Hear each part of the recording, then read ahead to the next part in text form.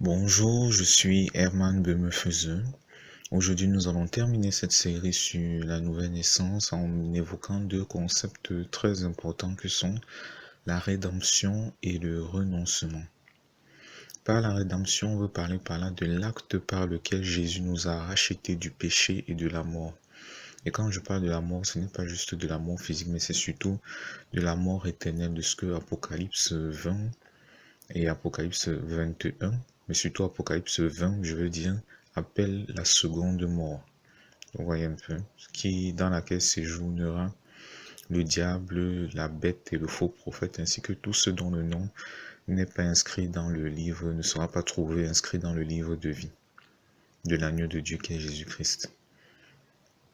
Pourquoi parle-t-on de rédemption et donc du fait que Jésus nous a rachetés?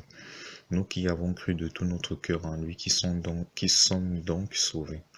C'est parce que comme le dit Ésaïe 52 au verset 3, ainsi parle l'Éternel, ce n'est pas à prix d'argent que vous avez été rachetés, car vous êtes vendus gratuitement. À quel moment nous avons été vendus gratuitement? Nous avons été vendus gratuitement lorsque de son propre chef, notre Père dans la chair à tous, Adam, a décidé de désobéir avec sa femme en fait. Mais c'est vrai que c'est d'abord la femme, comme vous disiez Genèse 3, qui a d'abord écouté le serpent, ensuite l'homme a écouté sa femme. Mais lorsque tous les deux, en fait, puisqu'ils sont une seule chair, nos parents en Adam ont désobéi volontairement et librement à l'ordre que Dieu leur avait donné. En fait, ils se sont vendus au péché et par là, toute leur descendance a été vendue au péché et à la mort, puisque le Seigneur lui avait dit, le jour où tu en mangeras, tu mourras. Vous voyez un peu? Donc, tous ceux qui naissent quant à la chair sont d'office vendus au péché.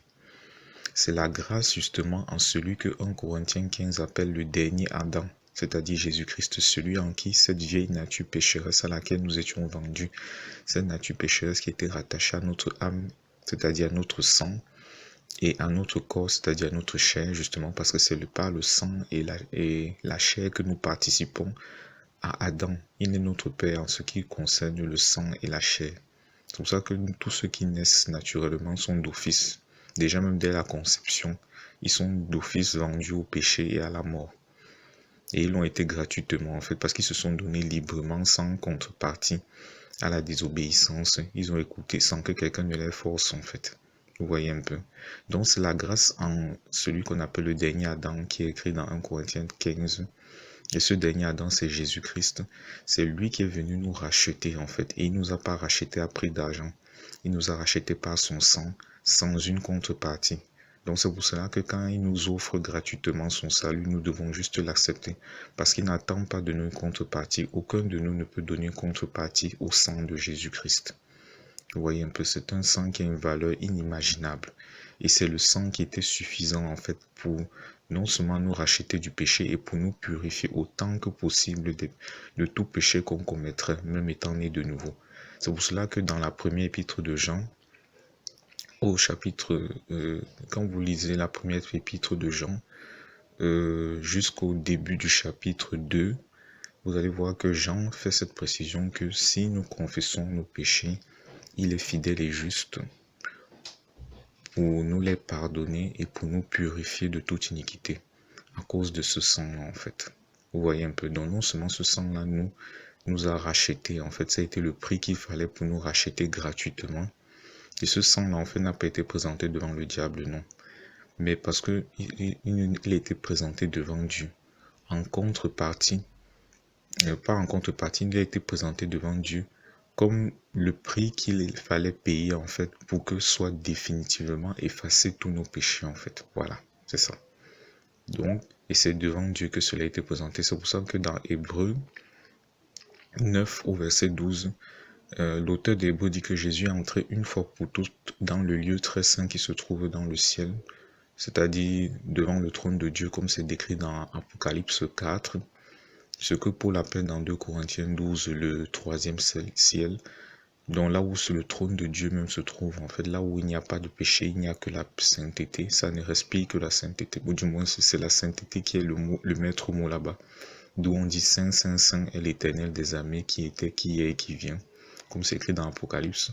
Jésus est entré en ce lieu-là avec son sang une fois pour toutes, comme le dit Hébreux 9 au verset 12. Il n'est pas entré là-bas avec le sang des boucs et des veaux comme c'était dans l'Ancien Testament, où ce sang en fait couvrait juste les péchés mais sans les effacer. Parce que c'était des animaux, bien qu'ils n'étaient pas déclarés impurs, c'était des animaux déclarés purs, mais ce n'étaient pas des animaux dont le sang était capable en fait de détruire le péché. Jésus est entré dans ce lieu très saint-là avec son propre sang comme un agneau sans tache, c'est-à-dire sans péché. Vous voyez un peu. Donc c'est à ce prix-là en fait que nous avons été rachetés. Et cette rédemption est gratuite. Tout ce que nous avons à faire, c'est l'accepter en croyant de tout notre cœur. Donc quand nous devenons enfants de Dieu, nous avons part à la rédemption en Jésus-Christ. C'est pour cela que Pierre dit dans sa première épître au chapitre 1, du verset 18 au verset 19 que, sachant que ce n'est pas par des choses périssables, par de l'argent ou de l'or que vous avez été rachetés, de la même manière de vivre que vous avez hérité de vos pères, mais par le sang précieux de Christ comme d'un agneau sans défaut, sans tache. Vous voyez un peu? Donc, ça veut dire que aussi longtemps qu'on demeurera avec la vieille nature, le vieil homme, c'est ça en fait la nature pécheresse, le vieil homme qui était rattaché à notre âme et qui est aussi présent dans notre chair, je l'ai expliqué dans le message précédent, en fait, les défauts, les malédictions et toute autre chose que nos parents avaient eu, peut-être à cause de leurs mauvais actes, ça nous retombait naturellement. Dieu a même limité la casse quand il a donné les 10 paroles dans Exode 20 en disant que la punition de l'iniquité des pères sur les enfants, ça va jusqu'à la 3e et la 4e génération. Vous voyez un peu. Donc il a même limité la casse. Il aurait même pu laisser aller cela de manière infini jusqu'à 1000 générations, comme il a dit que pour ceux qui conservent son amour, il conserve sa grâce. Pour ceux qui gardent son amour et sa parole, en fait, il conserve sa grâce jusqu'à 1000 générations. Mais pour ceux qui commettent des iniquités, il peut punir cette iniquité des pères sur les enfants jusqu'à la 3e et la 4e génération. Donc Dieu a même limité la casse. Donc quand on avait encore cette nature pécheresse, en fait, on subissait cela, et les malédictions, et les mauvais caractères, et tout. Mais en Christ, comme c'est écrit dans 2 Corinthiens 5 au verset 17, nous sommes une nouvelle créature. Les choses anciennes, c'est-à-dire tout ce qui venait de nos parents, en fait, sont passées. Voici toutes choses, ça veut dire les choses actuelles et les choses à venir sont devenues nouvelles en Jésus-Christ, notre avenir. C'est en Jésus-Christ désormais que notre avenir est décidé selon le plan de Dieu, selon la vocation que Dieu a voulu pour nous. Vous voyez un peu? Donc c'est cela en fait. C'est pour cela que Paul dit dans 1 Corinthiens 6 au verset 20 que vous avez été rachetés à un grand prix. Donc nous devons prendre garde à ce que Dieu soit honoré dans notre corps qui lui appartient. Paul, je paraphrase un peu ce que Paul a dit dans 1 Corinthiens 6 au verset 20. Donc du fait que nous avons été rachetés par un grand prix, nous devons veiller à ce que notre corps, qui est le temple du Seigneur en fait, nous l'honorions à travers notre vie dans ce corps en fait. Et dans 1 Corinthiens 7 au verset 23, il dit aussi, vous avez été rachetés à un grand prix. Ne devenez pas esclaves des hommes. C'est une façon de dire, ne devenez pas esclaves de la manière dont les hommes se conduisent sans Dieu. Vous voyez un peu?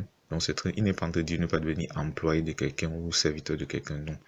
Mais il est en train de dire ne devenez pas esclaves de la manière dont les hommes se conduisent sans Dieu, en dehors de Dieu, dans les ténèbres. Vous voyez un peu?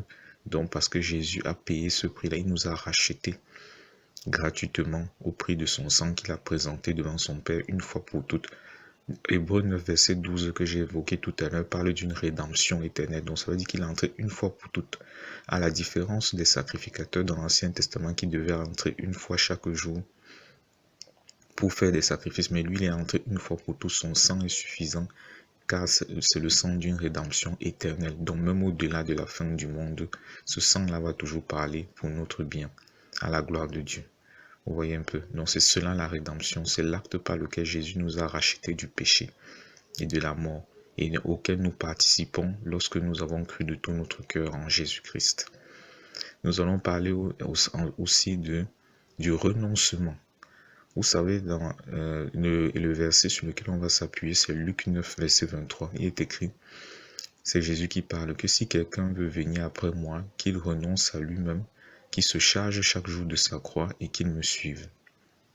Vous voyez un peu? Et ici, Jésus ne dit pas si quelqu'un veut venir après moi, qu'il renonce au péché. Non. Il dit qu'il renonce à lui-même. Vous voyez un peu? En fait, parce que c'est notre moi, en fait, c'est notre personne intérieure qui, en fait, notre ego, voilà, je préfère dire ça, notre ego, le moi, l'ego. C'est ça ce dont Dieu et Jésus nous dit de renoncer à nous-mêmes. Il est en train de dire de renoncer à cela parce que c'est lui qui donne accès au péché en nous, en fait, qui nourrit le péché en nous, qui l'entretient en nous. Vous voyez un peu?